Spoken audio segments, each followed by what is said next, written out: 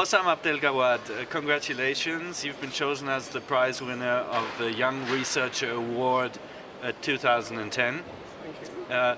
I'd like to ask you, as we're discussing the topic of innovation here at the ITF this year, in your opinion, what would be the most important innovations that we've seen in the last 50 to 60 years in the field of transport? Well, I would say the communication and computation technologies are the most significant ones, specifically in the transportation sector. So, for example, speaking about intelligent transportation systems, we have a numerous amount of data that has been intelligently collected.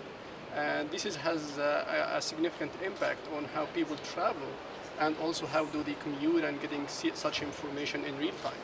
So this is, I think, the most prominent communication and computational technologies that have been so far in the last 50 years or so.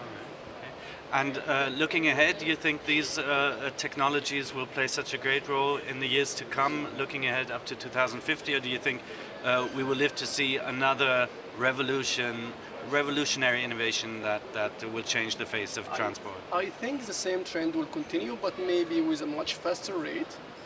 Also, I think wireless revolution is going to be the leading technology in the next few years, as well as having some electrical and intelligent cars that are more green and efficient in terms of pollution and CO2 emissions and so on.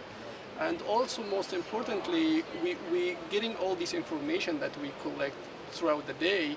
We want to have, I think, a robust system that deals with how efficiently can we disseminate this information to public and get the most out of it. Mm-hmm. So this, I think, where might be the technology and innovation is going to in the next few years.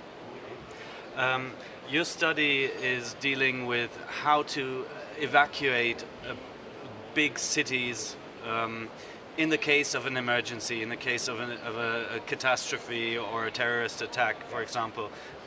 Could you tell us a bit about the study that's been awarded the prize? Very briefly and concisely, the work is about having an emergency evacuation plan that address multiple modes in large cities.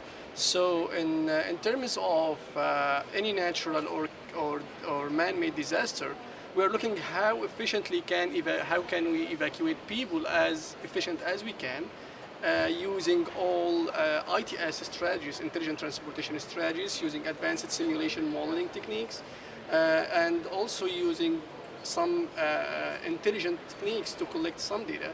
And the platform basically is about how intelligently can we disseminate this information to public. So very briefly, assume that you are in a hazard area and you want to evacuate. So the most basic information that you need is when should you start to evacuate, and also where should you go, as well as which route you should take.